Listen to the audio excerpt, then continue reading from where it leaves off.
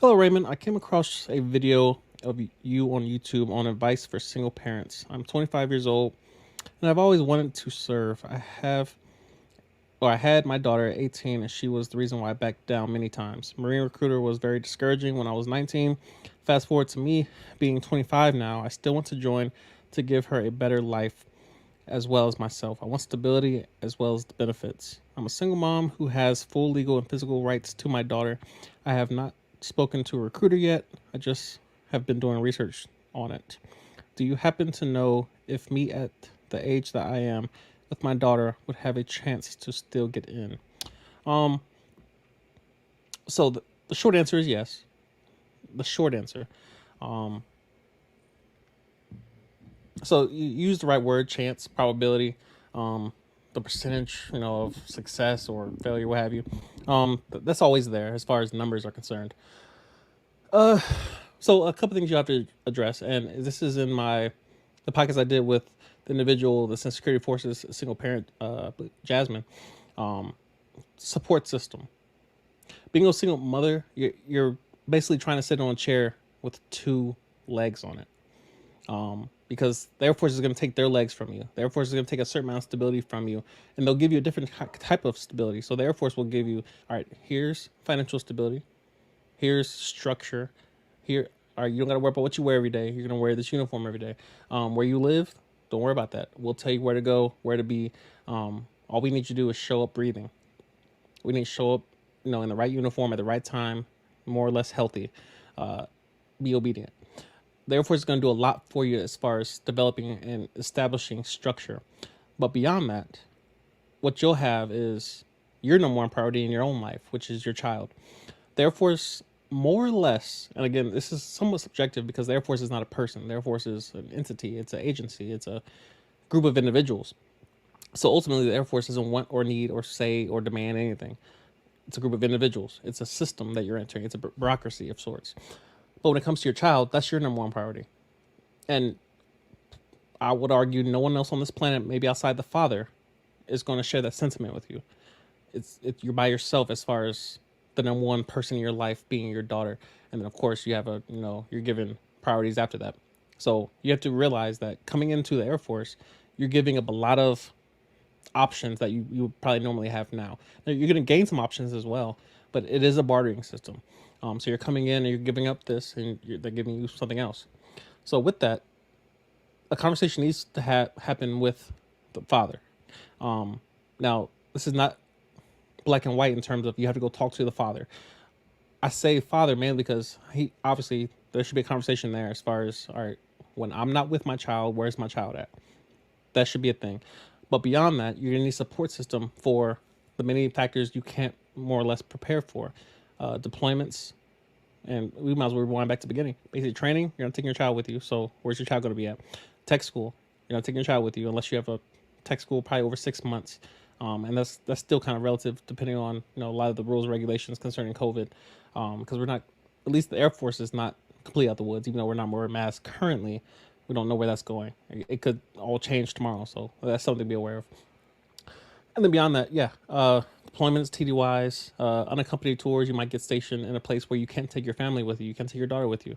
So how do you plan for something like that in regards to where's your daughter going to be at when you can't be there as that main or primary parent? So that needs to be established before you go. I'm not saying it has to be before the recruiter, but it needs to be established definitely before you go to basic training. Mainly because the recruiter is probably going to ask these same questions: Who's taking care of your daughter? Who has secondary custody, primary custody? Somebody needs to be in place to be responsible for your daughter while you're pursuing this career. So that's definitely going to be the thing. The recruiter's going to bring it up at some point. Do you have any children, any dependents?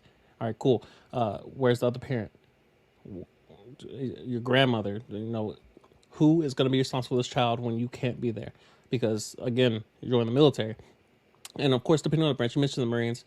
You asked an Air Force YouTuber, so I would imagine the Air Force is an option for you. I would pursue the Air Force like it was your only option. I would, I would bet your entire existence that you're going to want to choose the Air Force over any other branch that you're considering. Mainly because we operate more or less as a corporation. we're probably the furthest away from a military branch as you can get, mainly because we don't have infantry. We're not rifle first. We are specialists, and so they put you in give an AFSC a career field, and then they train you to do that job.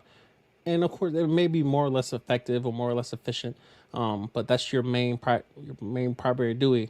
Like if I deployed, I'll be deploying to do finance in most cases. Um, if I touch a gun, I will be surprised, just like everyone else would be surprised. Like, why does finance have a gun? Like, no, put it down and go calculate my TSP or something. Like, so it's definitely you definitely want to look at how a branch deploys before you join a branch, because you want to be prepared for those contingencies and have backups and what have you. So there's definitely a chance you can join.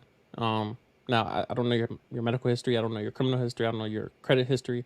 There's a lot of different things that the Air Force is going to ask you to address before you're able to join. And that's the purpose of MEPS, is to kind of just look at you on paper and dig through your history and find the skeletons. And I'm like, oh, you killed someone in 2000.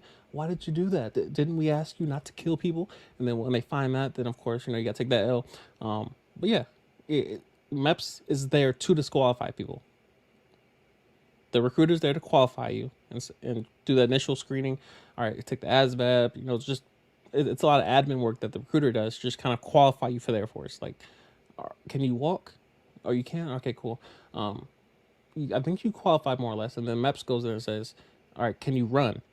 And I'm like, well, just a little. Do your legs actually work? I know you can walk, but can you climb stairs? I'm like, no, I can't do that. I'm like, all right, well, don't worry about it. You go back over there. And the Marines might take you just because you're breathing. And you're like, ooh. And then Marines hand you a gun and some crayons and they say, go that way. And then they tell you to run in the woods and all that. So it's definitely different. Definitely different. But yeah, there's definitely a chance you could join. The Air Force will definitely give you stability. Stability is, and I've made a video on this. Stability is one of the reasons why I left the Air Force. Because, and I'm saying this now as someone who's transitioning out the Air Force, at least off active duty, is that there's something. It's kind of like a lullaby, a bedtime story, being tucked in. The Air Force kind of slowly rocks you to sleep to where you wake up 50 pounds heavier one day. You just like, what happened to me? I have anxiety now. What happened to me? And I've made videos about this of trying to prevent it, and then it happens to me, the person making the video about preventing it. So it's definitely a thing where stability can lull you to sleep, where you lose track of reality of how does my ambition truly translate to the real world? Because it's one thing to do it in the Air Force where I have a guaranteed check, and I'm ambitious on the side, part time, doing something cool. But when I have my time to myself, when I have a whole day and I wake up early, or do I sleep in, or ambition is truly tested when you have to swim. And I'm like, all right, there's no floaties now. Like, you're in the water, figure it out. So that's also why I'm live currently, is like, all right, you have time. What did you do with your time? Went to the gym, went to the ocean. Yeah. What do you have to show for your 24 hours? So yeah, to answer your question simply and directly, definitely you can join the Air Force. I mean, I can't guarantee you'll get in. But from what I've heard so far, which is not much, there isn't much for a reason why you can't join. There are plenty of single parents in the military that are succeeding. Plenty of them. I'm not saying that it'll be easy. It will be somewhat turbulent, especially during transition, where it's just you. I'm trying to unpack a house. I just got done moving myself. I moved from New Mexico to Florida. It took me, I think, about 2 days of driving total. It wasn't easy, but I packed my car up. Like, everything I own fit in my car. It wasn't turbulent. It wasn't stressful. It wasn't like, it took a ton of gas. Good Lord. Gas prices are just on 10. Good Lord. But beyond that, yeah, it wasn't difficult. But I didn't have a child who was hungry, who needed snacks, who needed diaper change, who was irritable, who was restless, car sick. I didn't have I didn't have any of that to deal with. It was just me.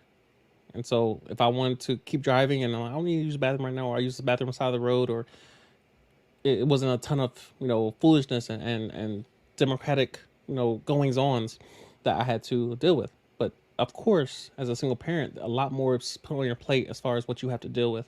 A lot more variables to plan for and account for. So planning is going to be your number one Planning. If you have any amount of time to do anything right, planning, having logistics set up, having support system around you, people that you can reach out to that can help you, is going to be difficult because the military is all over the place. Imagine being stationed in Germany and not having any support system that speaks your language or that's on your same continent.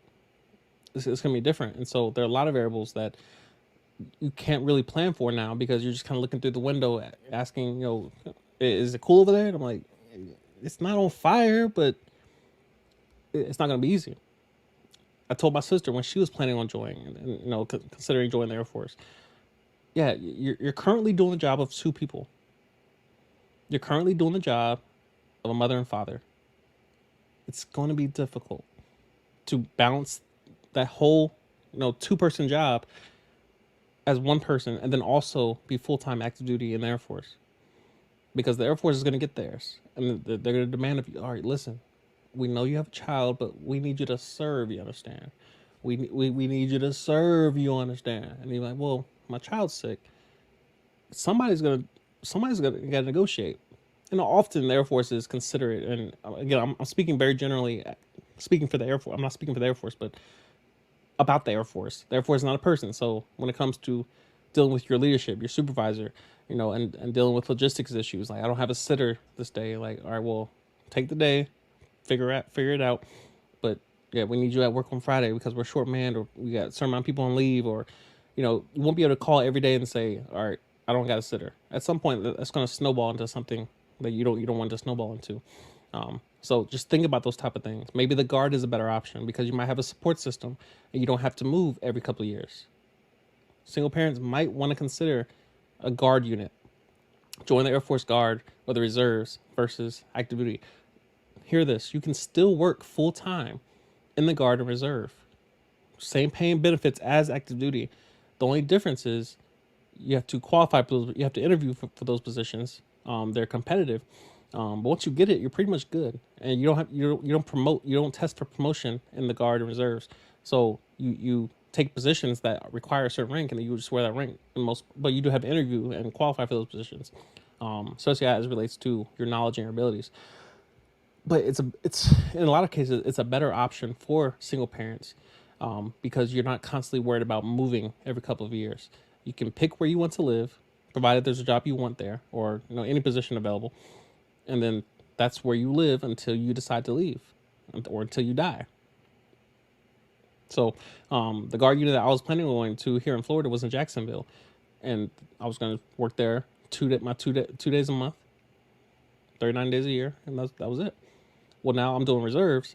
I think there's a unit at Patrick Air Force Base, but either way, I'm not outside of Air National Guard getting deployed to DC or something. And there will be again people forget it's the military. This is not a random corporation, on the Wall Street somewhere. This is the military, and so the military has a lot of people don't read the fine print of what the military is and what they have the power to do. It's not a draft, but there are a lot of things that are equivalent to a draft that are just below it. So just be mindful of those things, of the fine print of what you're signing up for. But yeah, I would strongly consider a single parent join the guard or reserves when it comes to stability. You're going to have a lot more of it, especially as it relates to where you live. You can put down roots in the area and you can work that same job until you choose not to. And of course, again, it has to be available. Like all these jobs that you might come in the career field and it may not be available. You might have to cross train into a job that is available. But of course, talking to a recruiter, you can kind of find out these things ahead of time, and you might have that job set aside for you because you're going to basic training, tech school, and you come back and the job's yours. But it's not guaranteed. So yeah, along with active duty recruiters, I would stop by and talk to an Air National Guard recruiter or Air Force Reserves recruiter and look at those options as well. Because those will offer you a great level of stability that active duty don't have, and it's something that we want, but we don't have. Like I want to pick where I want to live, and I don't want to move. Like I might like this spot where I'm at. If I would have got orders to Patrick Air Force Base on active duty, I probably would have never wanted to leave. I'm like, bro, do not PCS me nowhere.